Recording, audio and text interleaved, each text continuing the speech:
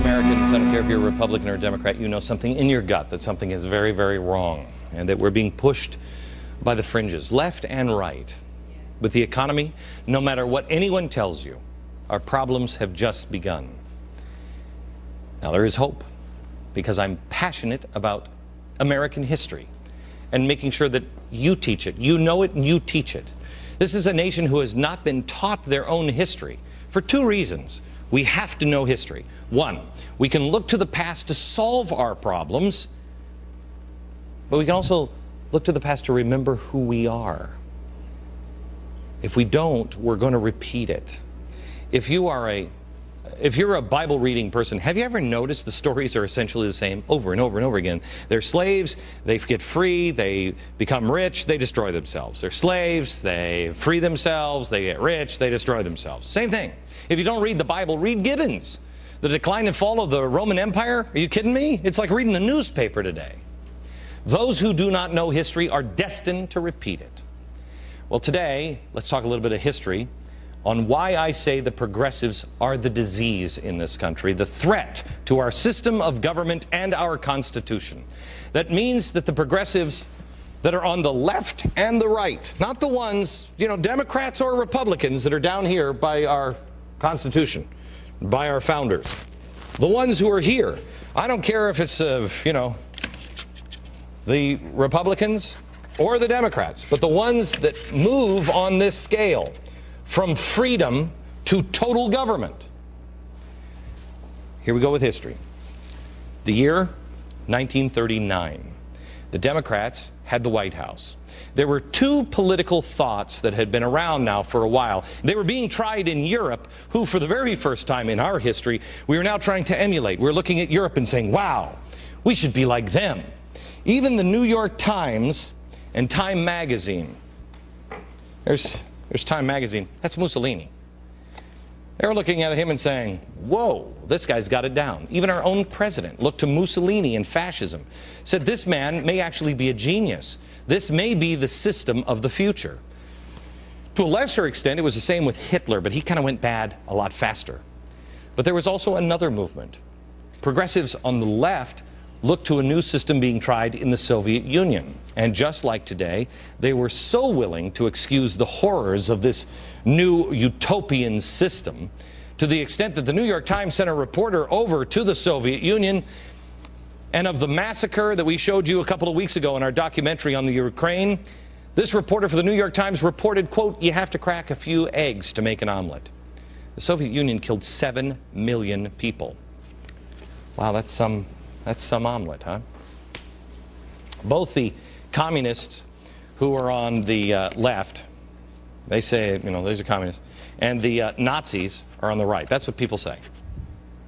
But they both subscribed to one philosophy, and they flew one banner. One had the hammer and sickle, the other was a swastika. But on each banner read the words here in America of this: social justice. They talked about economic justice, rights of the workers, redistribution of wealth, and surprisingly, I love this, democracy. I started to show this to you last night. This was from a handbook from 1938. It's from Rhode Island, describing democracy, progress in democracy. It sounds great, isn't it? I looked up democracy in the book, and here's what it says. Democracy has always played an important role in the history of Rhode Island. Time and again, the people of this state have repudiated attempts to nullify or curtail it. In 1938, we're again faced with the proposition, shall democratic government continue in Rhode Island? We communists are ready to join with all liberty-loving people in defending democracy. Democracy is the rule of the majority, and it can only operate in Rhode Island as well as our Constitution permits it to operate. But our Constitution is now 100 years old and fast outliving its usefulness. Vote communist. Got it? These communists knew they couldn't win overnight. So they decided the best course of action was to take progressive steps, little baby steps, towards their, what was it that Van Jones, play the Van Jones clip, what did he call it? One of the things that has happened, I think, too often to progressives is that we don't understand the relationship between minimum goals and maximum goals. Right now, we're saying we want to move from suicidal gray capitalism to some kind of eco-capitalism, where at least we're not fast-tracking the destruction of the whole planet. Will that be enough? No, it won't be enough. We want to go beyond systems of exploitation and oppression altogether, but that's a process. Remember Van Jones, a modern-day self-proclaimed anti-capitalist revolutionary communist. He's advising the president. Did you know that that actually happened before? We had advisors in the White House advising the President of the United States. Communists served in the White House under FDR. This is before, it wasn't cool to be a communist, before they had to call themselves progressives. One of them was Alger Hiss.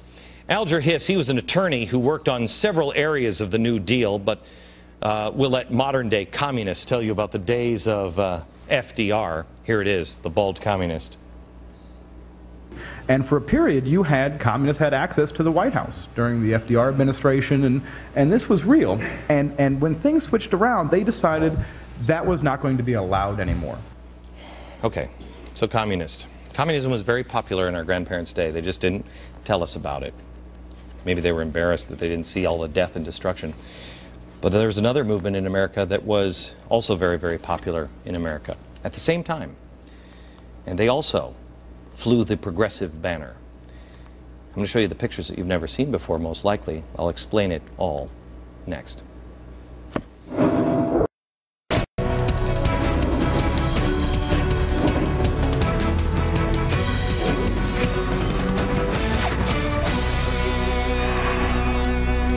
Communism we have been talking about, but I want to talk about the other side of progressivism here now.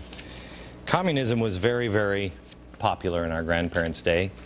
They didn't tell us about it, but I don't know if it was because they were ashamed that they didn't see the death and destruction at the end of that road, or what. Maybe it was just the people they were. They didn't tell us all the great things they did either.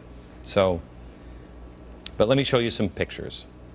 I'm working on a new documentary for something I'm releasing on the internet. We're calling it The Extreme Insider at glennbeck.com. And every 2 weeks, we're going to have a series of 10-minute documentaries of things that I think you need to know. This is some of the footage here. In fact, Sarah, can I move over to the 103? Because I think this is too small. Can you put this up on the 103? Is that possible? Yes? Okay. Move this over to the 103. Here you go. Let me show you this footage. It's footage that I found in a film vault. Get ready to pause it here, Sarah. I found this in a film vault a few weeks ago when I was out in Los Angeles. Look at this guy. Look at this. Look at the way he's dressed. Okay. I think it's coming next here. Pull out. Is he going to pull out?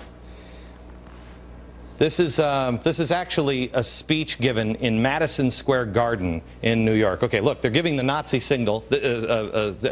Freeze it. Keep going a little bit more. Freeze it, and they pull back out. Stop, freeze, freeze. Look at this. American flags. This is George Washington. The Nazi symbol. You got it? This is New York. This is New York City. This is the brochure. This is the actual brochure from it on Americanism. Here it is. It's a salute, an American rally for George Washington's birthday exercises. And if you look here, you can barely see it, but it is the swastika. Okay? The other video that I showed you, roll this video, please. The other video that is part of this is actually taken from the summer vacation. Here it is. This, look at this. This is in the Hamptons. The Hamptons. New York, the summer playground of the uber-rich Nazis in America.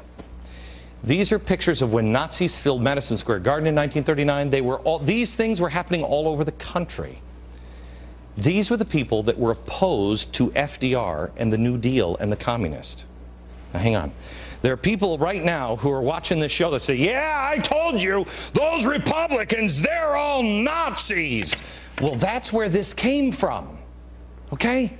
And there are people who are now on the right saying, yeah, I told you, all you people on the left, all you Democrats are communists. Let me tell you something.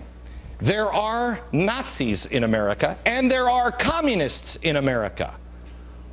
But not all Democrats are communists. Not all Republicans are Nazis. Because While there are Nazis and communists, you're leaving out the one word that gives it all context. Progressive. Progressive. Let me go back to this Rhode Island booklet. Here, right here. It talks in this booklet of progress and democracy. It talks about who their groupings are, who their main allies are.